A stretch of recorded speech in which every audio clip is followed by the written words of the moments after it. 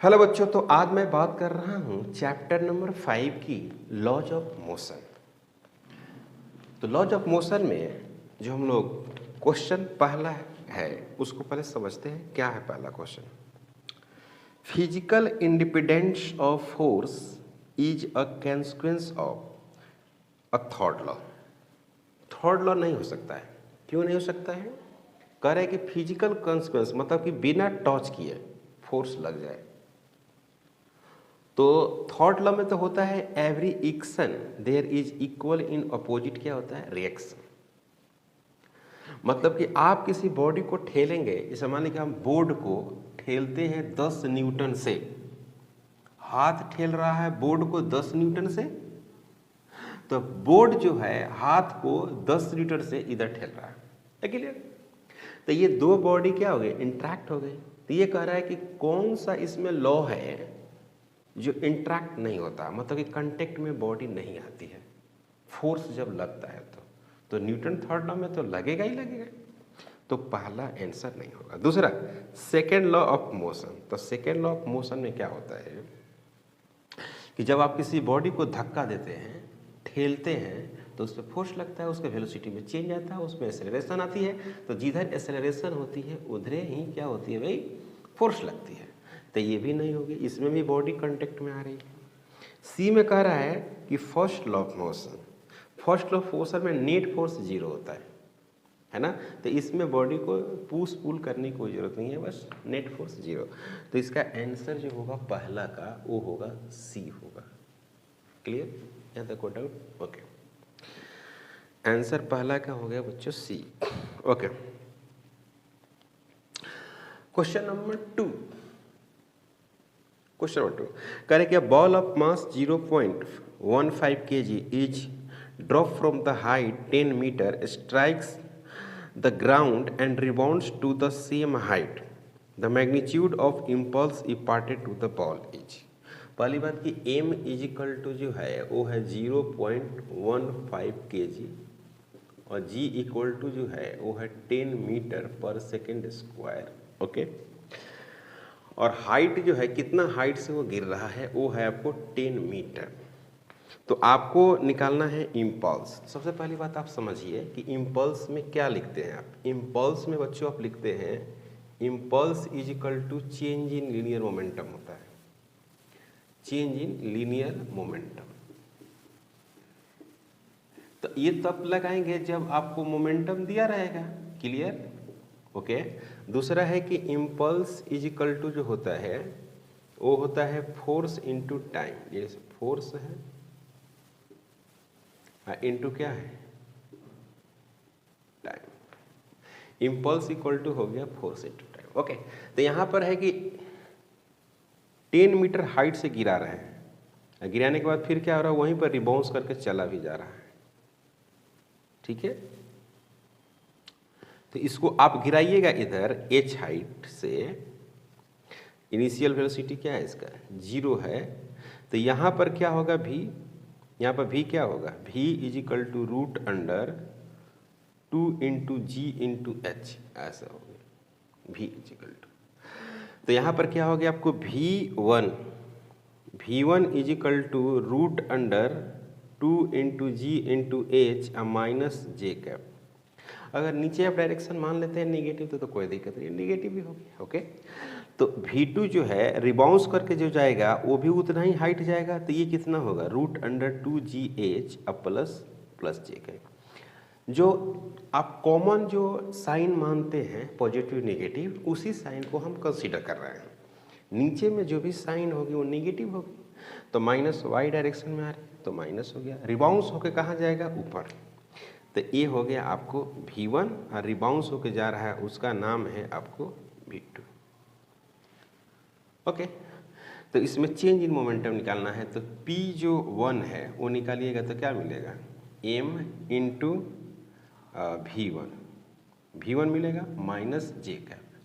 ठीक है, और p2 जो मिलेगा वो क्या मिलेगा आपको? m इंटू v2 और प्लस जे कैप। क्लियर? तो डेल्टा जो P मिलेगा वो क्या मिलेगा? P2 माइनस P1 ऐसा मिलेगा। तो P2 कितना है बच्चों? P2 है m इंटू V2 जे कैप माइनस, ठीक है ना, और m इंटू V1 और क्या है माइनस जे कैप, ऐसा है। ओके, तो ये माइनस माइनस क्या हो जाएगा? प्लस हो जाएगा। तो m हो जाएगा V2 प्लस V1, यहाँ पर क्या हो जाएगा? जे कैप हो जाएगा, और ये हो जाएगा आपको डेल्टा P। कोई डाउट नहीं? तो यहाँ पर क्या हो गया? यहाँ पर हो गया delta P is equal to m। तो m में हो गया क्या? 0.15। अब V2 प्लस V1, तो V2 इजिकल टू जो हुआ वो क्या है आप देख रहे हैं? इस साइन लेकर यूज किए हैं, दोबारा साइन नहीं लेना है। √2gh और √2gh, √2gh अब प्लस 2gh √। फिर से मैं बता दे रहा हूँ आपको। क्या बता रहा हूँ भाई? देखिए कि मैंने साइन का इस्तेमाल कर चुका है, इसीलिए दोबारा वहाँ पर माइनस नहीं रखना है ना, यहाँ पर यूज कर चुके हैं। तो अब इसको मैग्नीट्यूड अगर आप लीजिएगा तो delta P is equal to 0.15 into 2 times √2g और h। अब सभी वैल्यू को पुट करिए, ये कितना हो जाएगा? 0.3 हो जाएगा, इंटू 2 होगा, g का वैल्यू 10 होगा, और h क्या है? h भी आपका 10 है, h आपको 10 है। तो फिर यहाँ पर क्या मिलेगा? 10 इंटू 10 बाहर आएगा तो 3 हो जाएगा, यहाँ पर हो जाएगा 2। हो सकता है इतना आंसर हो और इतना आंसर ना हो तो √2 को आप कन्वर्ट कर सकते हैं, लेकिन ऑप्शन में अगर देखेंगे तो ऐसा नहीं है, इसीलिए आप इसको कन्वर्ट करिए। 3 इंटू 1.41 और 4, तो यहाँ पर मिलेगा क्या? 4 3 12 कर 2, 3 1 4, 4 3 12 और 3 1 4। यहाँ पर क्या होगा? 4, इतना हो गया। यहाँ पर होगा kg हो गया, मीटर हो गया, पर सेकेंड हो गया। ये हो गया आपको आंसर। तो ऑप्शन में है 4.2, यानी आपको ऑप्शन हो जाएगा सी ऑप्शन आप लिख सकते हैं, कोई दिक्कत नहीं। ओके, अब क्वेश्चन नंबर 3 है। तो क्वेश्चन नंबर 3 क्या है, इसको मिटाते हैं बच्चों। क्वेश्चन नंबर 3 जो है फोर्स और टाइम का ग्राफ दिया है। तो आप लॉज ऑफ मोशन में पढ़े होंगे कि फोर्स और टाइम ग्राफ का जो एरिया होता है वो इम्पल्स देता है। क्लियर? आप पढ़े होंगे कि फोर्स और जो टाइम ग्राफ का जो एरिया है वो क्या देता है बच्चों? इम्पल्स, यानी चेंज इन लीनियर मोमेंटम, ऐसा कह सकते हैं। तो क्वेश्चन कुछ इसी तरह से है, आप डायग्राम देख सकते हैं। The force F acting on a particle of mass small m is indicated by the force time graph as shown. Full stop. The change in momentum of the particle over the time interval 0 to 8 second. समझ गए बात को? Question number 3 में है कि 0 to 8 second की बात हो रही है, 0 to 8 सेकेंड। तो ये हो गया आपको इस तरह से, ये हो गया क्या? t सेकेंड हो गया, ठीक है, t सेकेंड हो गया, और यहां पर हो गया क्या?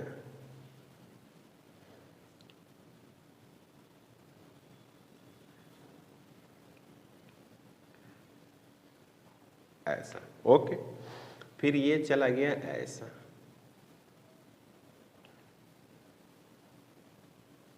ये हो गया 8, ये हो गया 6, ये हो गया 4, ये हो गया 2, ये हो गया 0, और ये हो गया क्या? 6, और ये हो गया F क्या हो गया?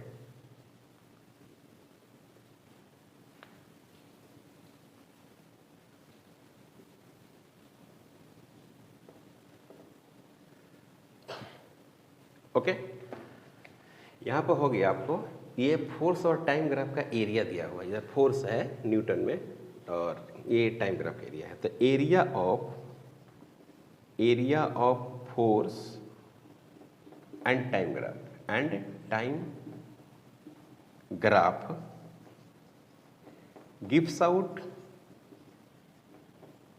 gives out impulse इम्पल्स या क्या कह सकते हैं, या चेंज इन मोमेंटम। अब आपको क्या निकालना है, आपको देख लीजिए, चेंज इन मोमेंटम। अब आप खुद चेक कर लीजिए कि आपको क्या कैलकुलेट करना है। तो इसमें है कि इम्पल्स बोला है ना, force time graph, change in momentum. हाँ ठीक है, मोमेंटम निकालना है, तो एक ही बात हुआ। तो अब बात है कि मोमेंटम जो है वो वेक्टर क्वांटिटी है, चाहे इम्पल्स भी क्या है, वेक्टर क्वांटिटी है। तो ये A1 A2 A3 एरिया मान लें, तो ये वाला एरिया निगेटिव होगा। अब आपको लगता होगा कि एरिया तो निगेटिव होती नहीं है, लेकिन यहाँ पर एरिया निगेटिव इसलिए रखना है क्योंकि ये जो एरिया है वो मोमेंटम दे रहा है, और मोमेंटम निगेटिव पॉजिटिव होती है, वेक्टर क्वांटिटी है। ओके, तो यहाँ पर लिखते हैं क्या, चेंज इन मोमेंटम, है ना, 0 to 8 सेकेंड, 0 to 8 सेकेंड। मतलब क्या हुआ, delta P is equal to area, क्या निकालना है, एरिया, एरिया ऑफ किसका, F और T, force and time graph, area of force and time graph. Clear, okay. तो डेल्टा जो P होगा, डेल्टा P वो होगा क्या, 1/2 इंटू बेस, बेस का मतलब क्या हो गया 2 इंटू हाइट, हाइट का मतलब क्या हो गया 6, और प्लस इसमें देखिए -3 इंटू 4 में से 2 जाएगा, तो ये वाला कितना हो जाएगा 2 हो जाएगा। तो 2 इंटू -3 प्लस इसका देखिए 8 में से 4 जाएगा, तो 8 बचेगा, और यहाँ पर देखिए ये 3 पर आ रहा है ना, इधर मेंशन किया हुआ है, ये 3 है मेंशन किया हुआ है। तो ये हो गया 8 इंटू मतलब कि 4 इंटू 3, ये हो गया। तो इसको कैंसिल करेंगे तो 6 बच जाएगा, और यहाँ पर क्या बच जाएगा -6 बच जाएगा, -6, यहाँ पर बच जाएगा कितना 12। तो ये कैंसिल हो जाएगा, तो ये बचेगा 12 kg मीटर पर सेकेंड। यही होगा आंसर, जिसको हम लोग बोलेंगे चेंज इन मोमेंटम। समझ में आया बच्चों, क्वेश्चन समझ में आया है, एरिया निकालना है और कुछ नहीं करना है। क्वेश्चन नंबर 4 काफ़ी अच्छा क्वेश्चन है, क्वेश्चन नंबर जो 4 है वो काफ़ी अच्छा क्वेश्चन है। कह रहा है कि stone is drop from height h, कह रहा है कि h हाइट से इसको ड्रॉप किया गया है। कितना हाइट है ये h हाइट से ड्रॉप किया गया होगा, इनिशियल इसका 0। It hits the ground with a certain momentum p, मतलब इसका मोमेंटम जो दिया हुआ है p दिया हुआ है, full stop. If the same stone is drop from the height 100% more than previous height, the momentum of the hits the ground will be change. मतलब कि the previous height the momentum with hits the ground change by, मतलब percentage change निकालना है। तो percentage change में आप क्या करते हैं आपको पता है, डेल्टा P/P करते हैं इंटू 100, यही आपको कैलकुलेट करना है। क्लियर, ये वैल्यू क्या होगा। तो सबसे पहली बात कि यहाँ पर क्या करेंगे, P फाइनल करेंगे, sorry P final minus P initial divided by क्या करेंगे बच्चों, P इनिशियल इंटू 100, यही हुआ इसका मतलब। Okay, percentage. ओके, तो अब यहाँ पर देखें P इनिशियल क्या हो जाएगा, m इंटू क्या होगा √2gh होगा, कोई डाउट। तो इसका नाम उसने दिया है P, है ना, इसका नाम P दिया है, मोमेंटम P सवाल में दिया है। और P2 में कह रहा है कि ये किसके लिए है बच्चों, ये किसके लिए है, h हाइट के लिए। अब क्या कह रहा है कि P2 निकालना है, तो ये कितने के लिए निकालना है, 2h के लिए, 2h हाइट के लिए। तो E क्या हो जाएगा, m हो जाएगा, और √2 होगा, g होगा, और फिर क्या होगा 2h होगा। तो ये कितना हो जाएगा आप सब खुद देख सकते हैं आप, m √2gh इंटू क्या हो गया √2, तो ये क्या हो जाएगा P/√2, देख रहे हैं ना। तो ये कौन आ गया, P2 आ गया, बस यहाँ पुट कर देना, हो गया आंसर। इसमें कुछ है ही नहीं, डरावना टाइप के क्वेश्चन था, डरा रहा था आपको, है ना। तो ये मिल गया आपको। तो यहाँ पे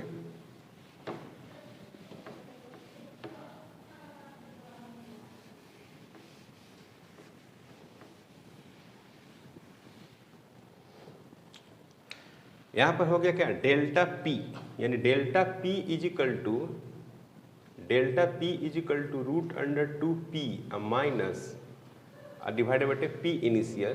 तो क्या लिखेंगे यहाँ पर हो गया p डिवाइडेड बटे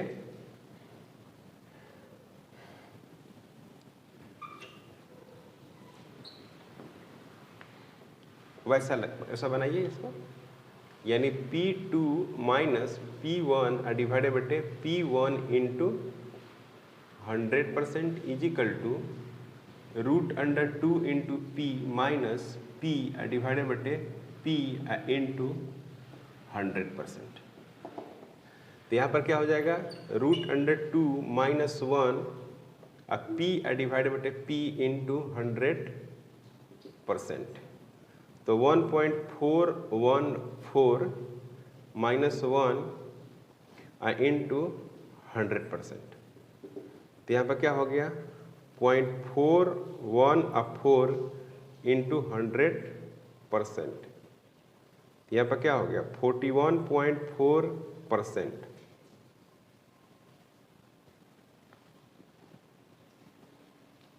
है ना, 1.4% इतना आंसर होगा। तो ऑप्शन भाई देखो, ऑप्शन बी होगा। क्लियर है, ऑप्शन बी। क्वेश्चन नंबर 5 काफी आसान है।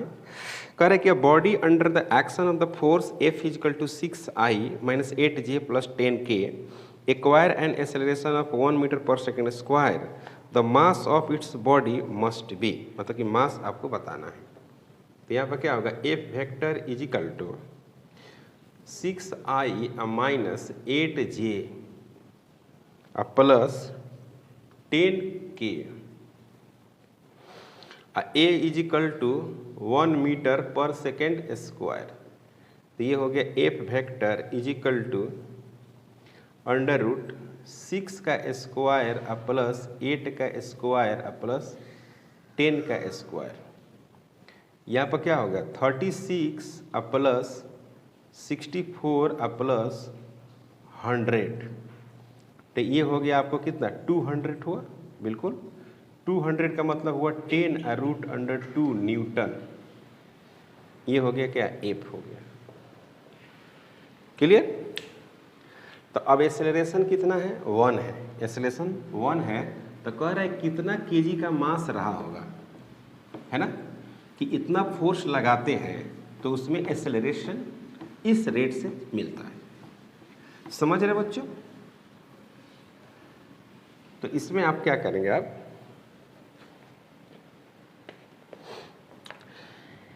F इजिकल टू 10 रूट 2 न्यूटन है तो F इजिकल टू जो होता है वो क्या होता है, M में होता है। तो M इजिकल टू जो हो गया वो F बटे कितना हो गया, A हो गया। तो M is equal to 10 root under 2 divided बटे 1। M इजिकल टू क्या होगा, 10 रूट अंडर 2 kg।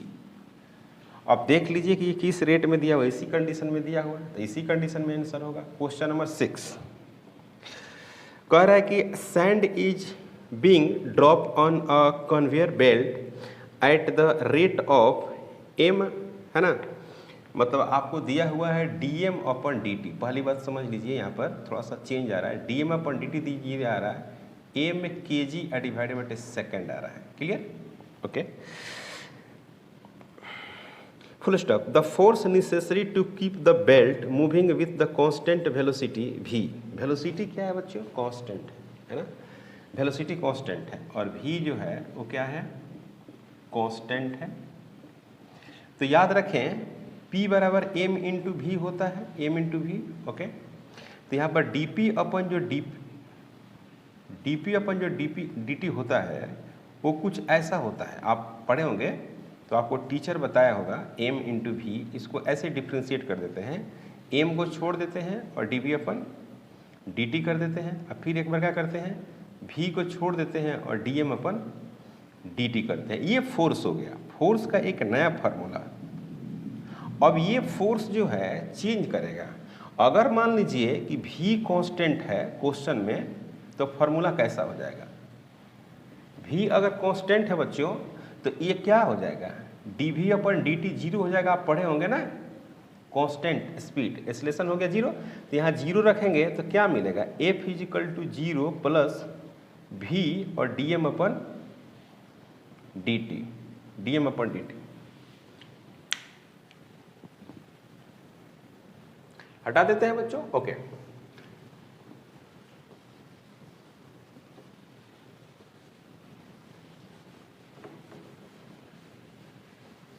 क्लियर? यहां तक कोई डाउट? यहां तक कोई डाउट है? नहीं। अब क्या है,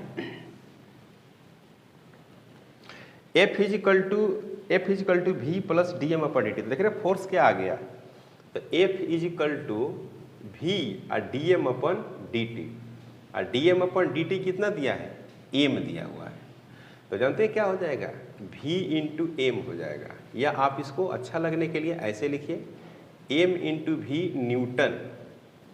इस तरह से फोर्स होगा। ऐसा फोर्स आपने देखा कम होगा, लेकिन जब मास वेरिएबल होता है तो ऐसा ही फोर्स होता है। क्या फोर्स होता है, v dm अपन dt, मास किस रेट से निकल रहा है ना। जैसे रॉकेट प्रॉब्लम का सवाल आप ऐसे बनाते हैं। ओके, सिंपल था, है ना। अब क्वेश्चन नंबर 7 समझते हैं। 7, क्वेश्चन नंबर 7 पहले समझते हैं बच्चों, क्या है। An object of mass 3 kg is at rest, मतलब कि मास जो है वो कितना है, 3 kg में है और वो रेस्ट में है। Okay, now a force of F का वैल्यू आपको दिया हुआ है, एफ दिया हुआ बच्चों 6t का स्क्वायर और आई कैप अ प्लस 4t, और यहाँ पर लिखेंगे क्या बच्चों, J cap. Okay, is applied on the object, then velocity of the object at t बराबर 3 सेकेंड। मतलब कि t is equal to 3 second पे आपको क्या चाहिए बच्चों, v चाहिए। क्लियर है? तो t initial is equal to 0, तो v इनिशियल क्या है, 0 रेस्ट में है, और t फाइनल जो है वो क्या है बच्चों, t, तो v फाइनल क्या है, v यही कैलकुलेट करना है। तो पहले आप इसमें डरने की कोई ज़रूरत नहीं है, सिंपल है, कठिन नहीं है। पहली बात कि F इज इक्वल टू क्या लिखते हैं हम लोग, ma लिखते हैं, कोई प्रॉब्लम नहीं। तो A बराबर क्या लिखेंगे बच्चों, F बटे m लिखेंगे। ओके, तो यहाँ पर क्या लिखेंगे, dv अपन क्या लिखेंगे, dt लिखेंगे। यहाँ पर क्या लिखेंगे, F बटे m लिख देंगे। फिर क्या लिखेंगे, dv लिखेंगे। यहाँ पर क्या लिखेंगे, F डिवाइडेड बटे m लिखेंगे, इंटू क्या लिखेंगे, dt लिखेंगे। और यहाँ पर क्या होगा, ऐसे इस तरह से होगा ये वाला। ओके, F बटे m। अब यहाँ पर F जो है वो तो वेक्टर है, तो वेलोसिटी भी क्या हो जाएगी, वेक्टर हो जाएगी, है कि नहीं। F जो है यूनिट कैप, जे कैप, आई कैप, जे कैप, के कैप में दिया हुआ है, तो उसी के अकॉर्डिंग आप भी यहाँ पर वेक्टर को आप मेंशन करते हुए आप लिखेंगे। क्लियर? तो लिखते हैं dv, okay, v initial, v initial क्या है बच्चों, यहाँ पर v इनिशियल लिखेंगे, यहाँ पर v फाइनल लिखेंगे और वेक्टर लिखेंगे। यहाँ पर क्या लिखेंगे, यहाँ पर 1 बटे m लिखेंगे। ओके, और यहाँ पर f लिखेंगे। तो f देखिए 6t स्क्वायर आई कैप अब प्लस 4t और क्या लिखेंगे, जे कैप, और यहाँ पर क्या होगा, dt होगा, dt। तो अब यहाँ देखिएंगे, यहाँ पर t इनिशियल, अब फिर क्या लिखेंगे, t फाइनल। एक लाइन और लिखते हैं, dv वेक्टर 0 से लेकर v तक इज इक्वल टू 1 बटे m, और 0 से लेकर 3 तक, और 6t का स्क्वायर आई कैप अब प्लस 4t, और फिर क्या हो गया, जे कैप, और यहाँ पर क्या हो गया, dt। तो यहाँ पर क्या हो गया, यहाँ पर हो गया dv वेक्टर, और 0 से क्या हो गया, v इज इक्वल टू 1 बटे m। m का वैल्यू कितना है, 3 है। ओके, इसको ब्रैकेट में घेर देते हैं, और यहाँ पर लिखते हैं 6, और यहाँ पर लिखेंगे क्या, t का स्क्वायर और dt, और 0 से लिखेंगे 3 अब प्लस 4, फिर लिखेंगे क्या, t, यहाँ पर आई कैप भी होगा,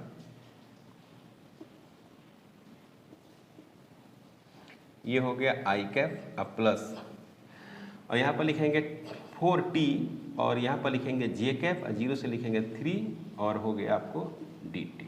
सही है।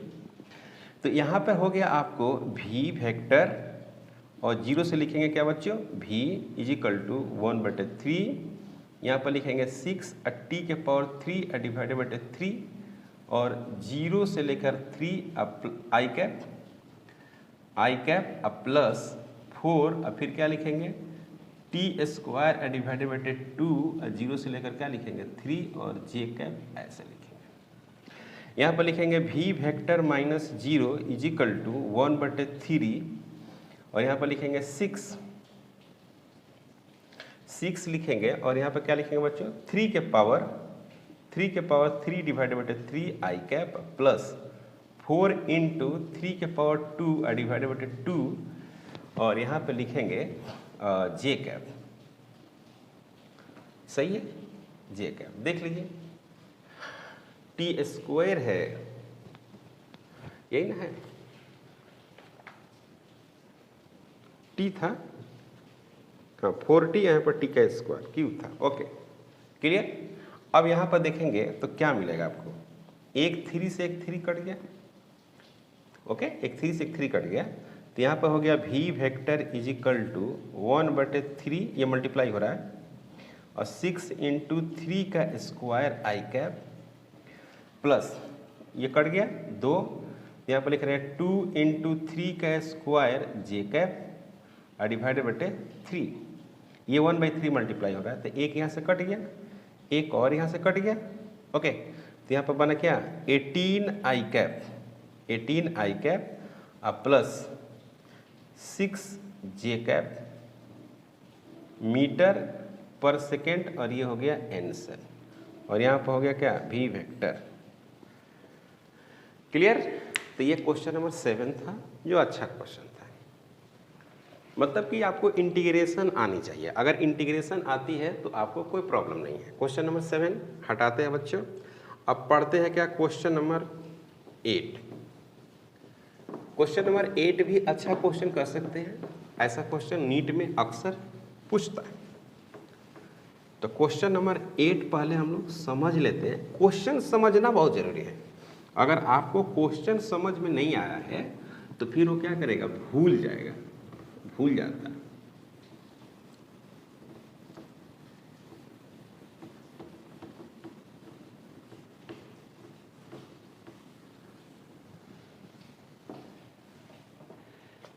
देखिए करे कि a cricketer catches the ball of mass 150 gram in 0.1 second moving with the speed this the experiences the forces is। तो कह रहे हैं कि फोर्स कितना एक्सपीरियंस करेगा। काफ़ी simple, F is equal to जो हम लोग लिखते हैं वो क्या लिखते हैं बच्चों, V और डेल्टा M अपन डेल्टा T ऐसे लिखते हैं। तो V कितना है यहाँ पर, V है आपको 20 मीटर पर सेकेंड और डेल्टा M जो है 150 into 10 to the power -3 divided बटे 0.1 इस तरह से। यहाँ पर क्या हो गया 20 150 और 10 टू द पावर -2 हो जाएगा। देख रहे हैं 1 दशमलव से हट जाएगा वो पावर। तो ये देखिए एक ये और ये 2 कैंसिल, तो ये हो गया 30 न्यूटन, 30 न्यूटन आंसर होगा। Question number 9। क्वेश्चन नंबर 9 है बच्चों कि if the force on a rocket moving with the velocity 3 metre per second is 230 newton the rate of combustion of the fuel. तो अब कहने का मतलब है कि ये वेरिएबल मास का सवाल है, तो अगर आपको इसका फार्मूला अप्लाई करने आता है आपको तो काफ़ी आसानी से बनेगा, इसमें कुछ है ही नहीं, इसमें कोई कठिनाई नहीं है। ओके तो F बराबर जो होता है वो क्या होता है, V और dm अपन dt होता है। तो dm अपन dt जो है, dm अपन dt वो क्या होगा, F डिवाइडेड बाई V होगा। तो यहाँ पर होगा dm divided by dt is equal to F का जो वैल्यूज है वो क्या है 210 डिवाइडेड बाई 300 है, ये और ये कैंसिल। तो यहाँ पर होगा क्या 2.1 डिवाइडेड बाई 3 यानी 0.7 kg पर सेकेंड, है ना। आसान है कि नहीं है? यही आंसर होगा, मतलब कि आंसर होगा सी 0. मतलब यहाँ पर आया आपको dm divided by dt is equal to 0.7 kg per second. ये हो गया आंसर। कोई डाउट नहीं?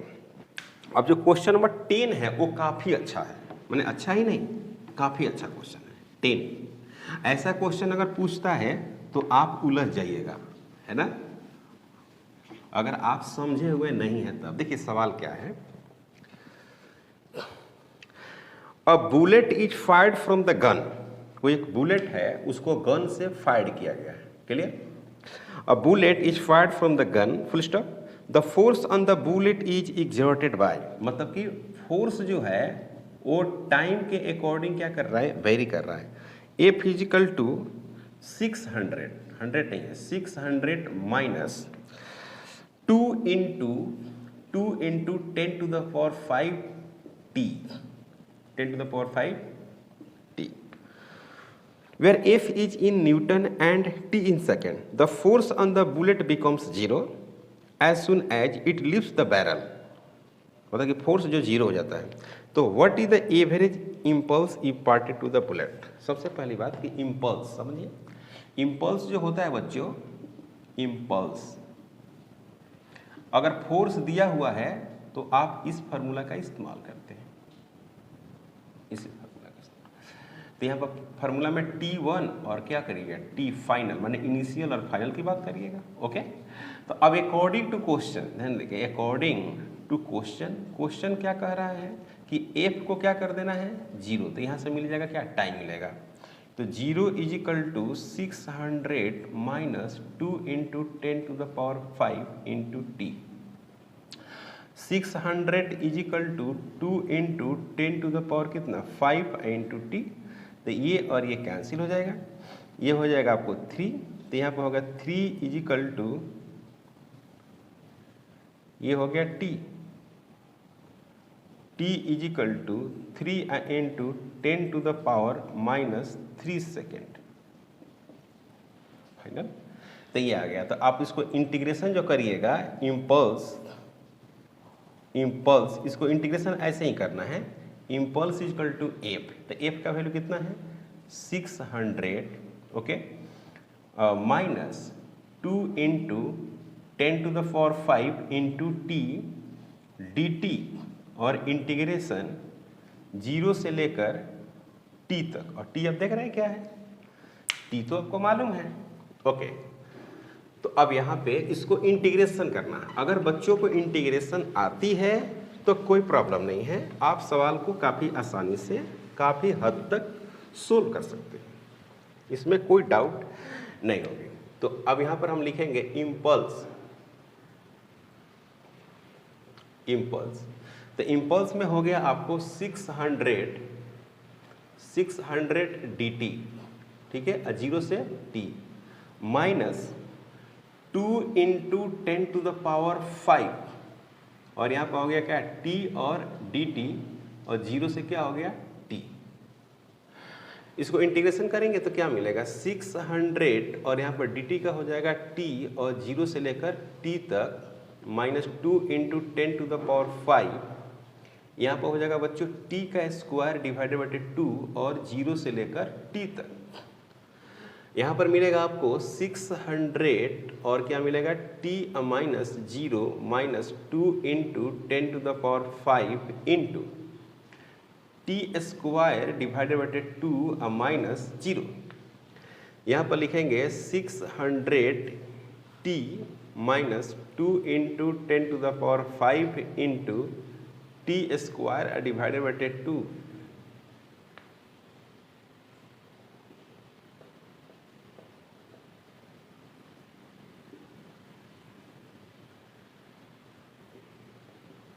सिक्स 600 और टी का वैल्यू कितना आया बच्चों, टी का वैल्यू देखो, ये टी का वैल्यू है ना। तो रखिए 3 into 10 to the power minus 3, okay, minus